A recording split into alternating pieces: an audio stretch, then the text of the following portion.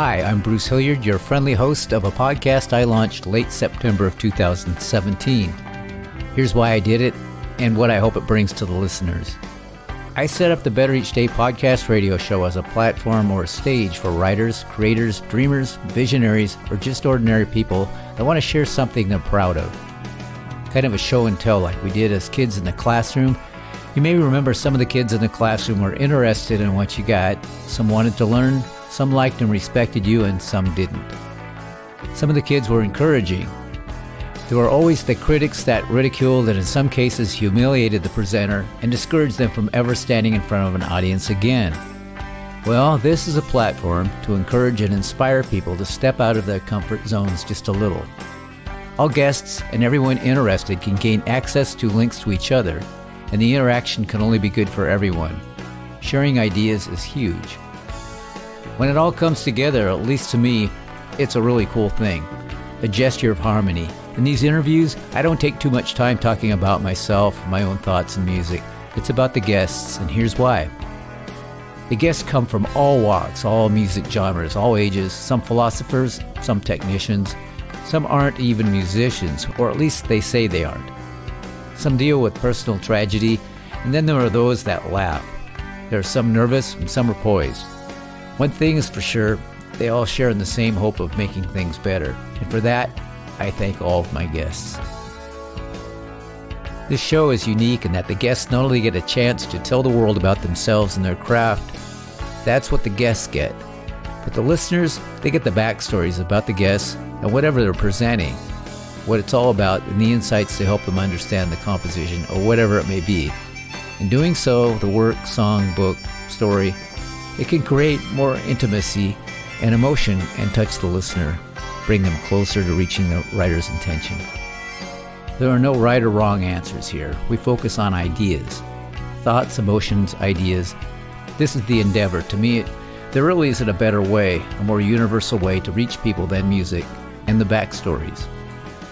It's become the norm to go through our days being barraged with information, most of which we don't understand, most of which is never fully explained, and we go on to the next thing. My goal is to create an understanding of the songs or whatever the guest is presenting. I always publish show notes with further information and links to even more on the podcast website. In those show notes, I made a point to use hyperlinks to more information so the listeners can use the show notes to dig deeper into the story. So once again, this is a stage for the creative, young and old, unknown, as well as famous.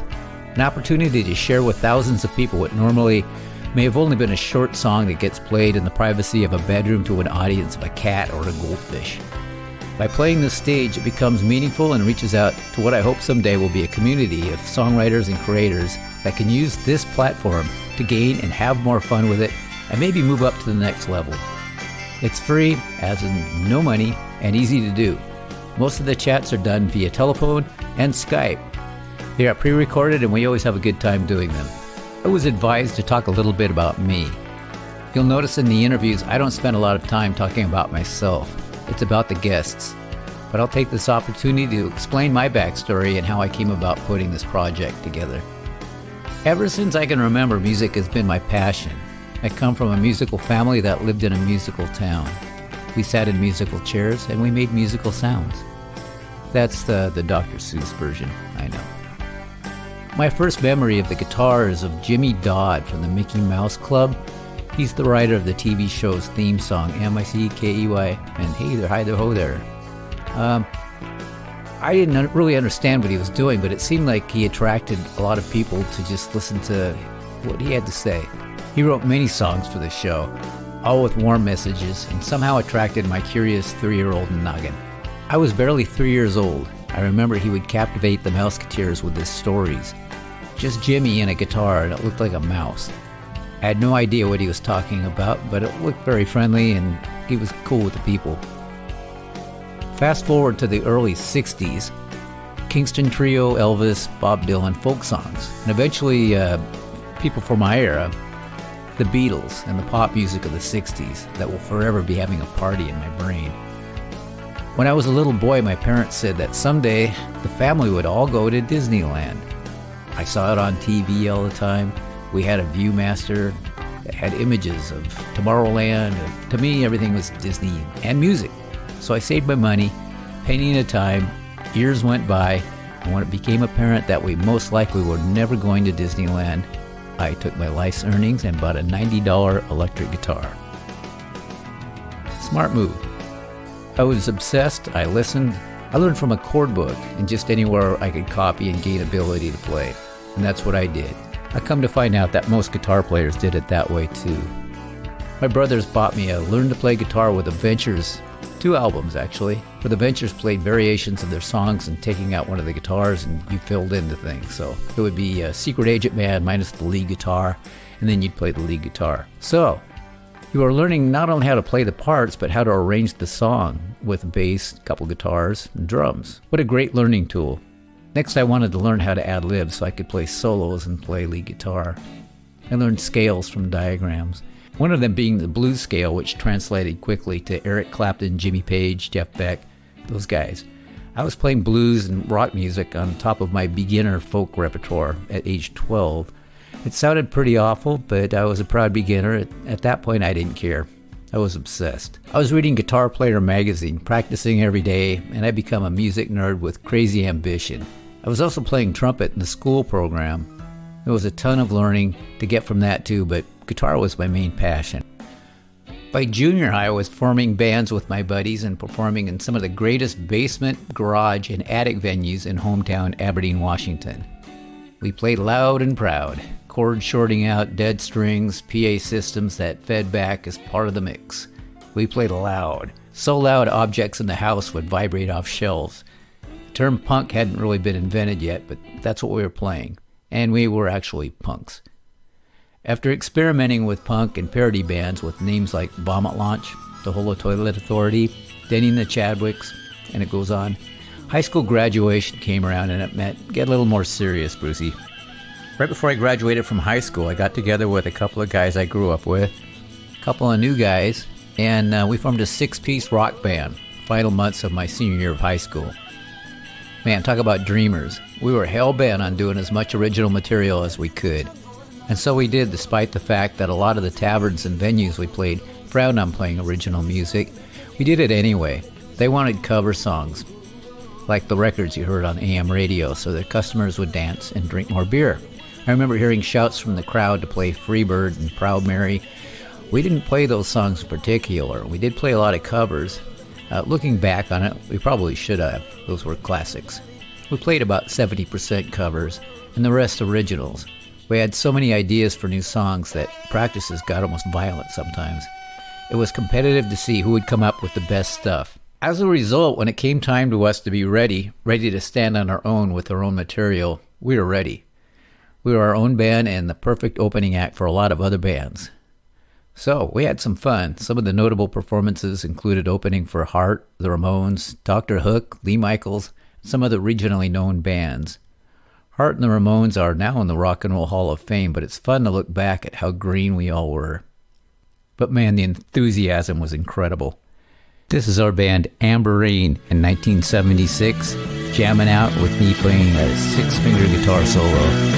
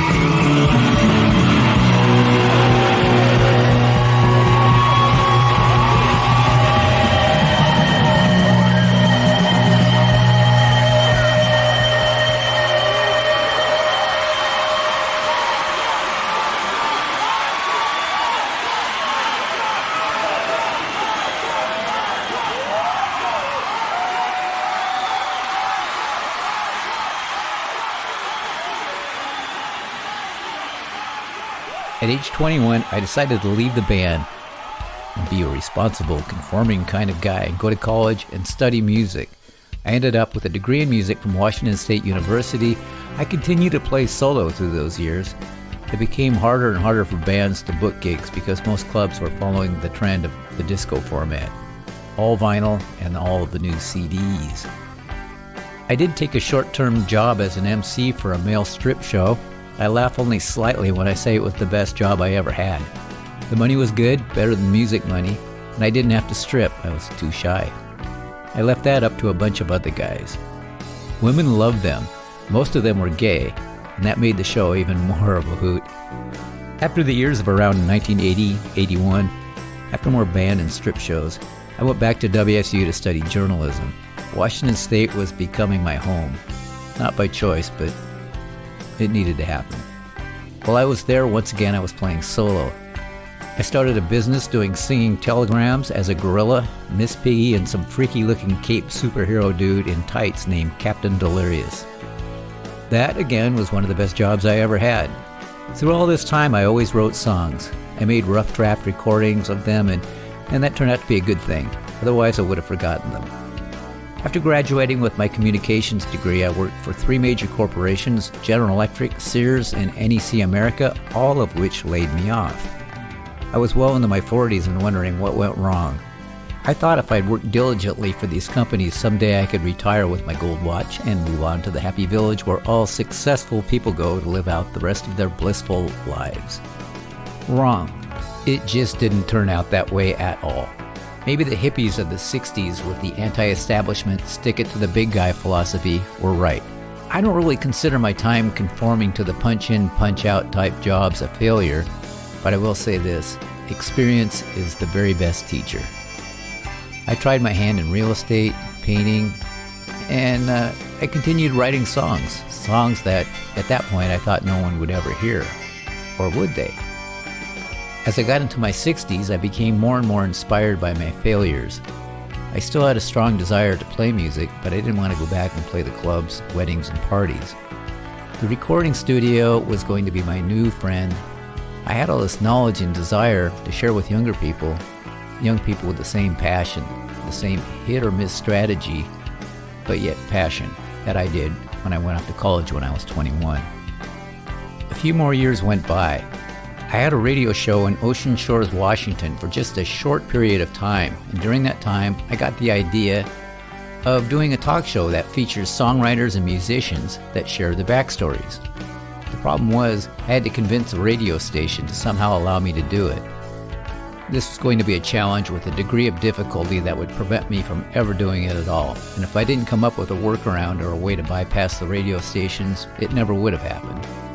How could I get the audio out to the masses and share this backstory idea? This could have been a perfect time to give up and forget about it. So, I emailed a radio personality acquaintance, Bob Rivers, and asked him for his thoughts. He had a long-running morning show out of Seattle and was very friendly and accommodating. Yeah, he pointed out to me, radio's probably not the way to do it. And here's a quote. He wrote, "Radio is like whips and buggies or phone booths, obsolete. What you want to do is a podcast." And I said, okay. What's a podcast? I had no idea. To this day, for my purposes, a podcast is a listen-on-demand radio show, basically, that transmits over the internet as opposed to radio waves. I focused more and more on a podcast that reflected what I wanted to do, and that was to develop an internet presence and a community and put really good content together for my listeners. Content being a huge factor. Content that isn't too technical, instead human interest stories, more like a coffee table book than a textbook. I could curate my own show, and the creative limits were minimal. Listen on demand and quality content. What an awesome opportunity. This process took way longer than I ever imagined, but I think I learned more in a year than I did in 2, maybe 3, maybe 4 years of college.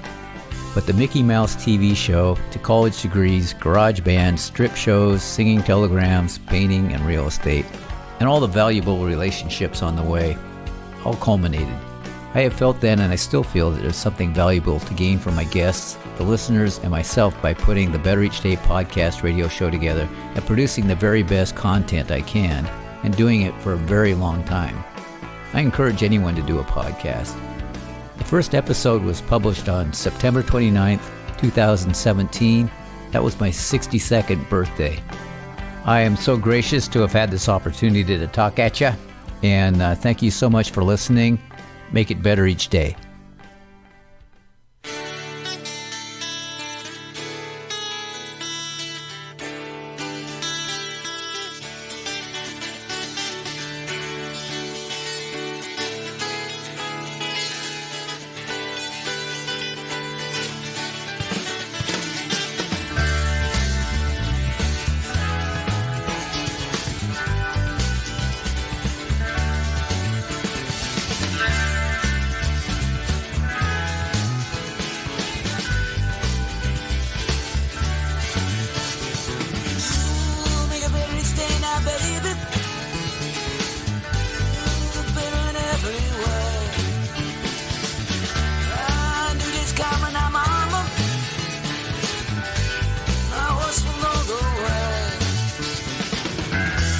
I could see a new horizon, riding high in the sky tonight.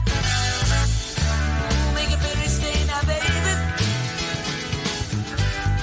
Better in every way.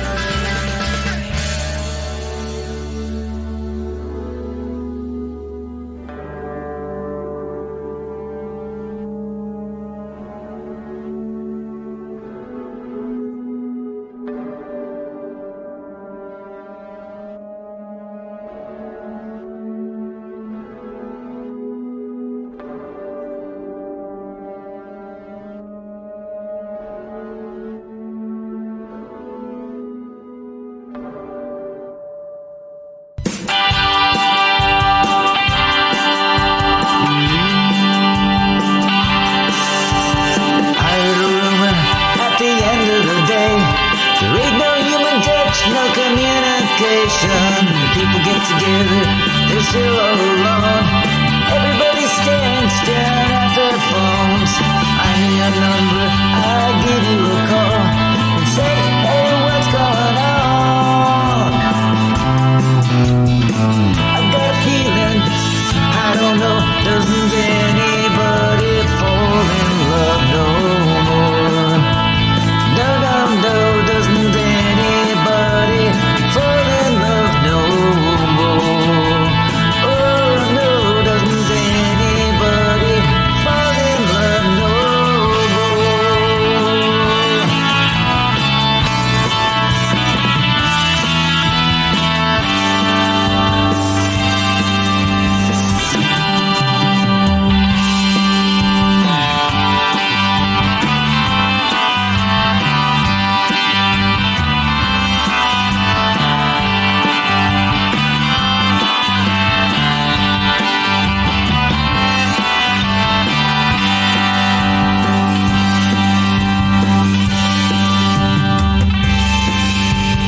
I got a question, if you got the time, you got a minute, I got a dime. I'm reaching out just one more time. So many miles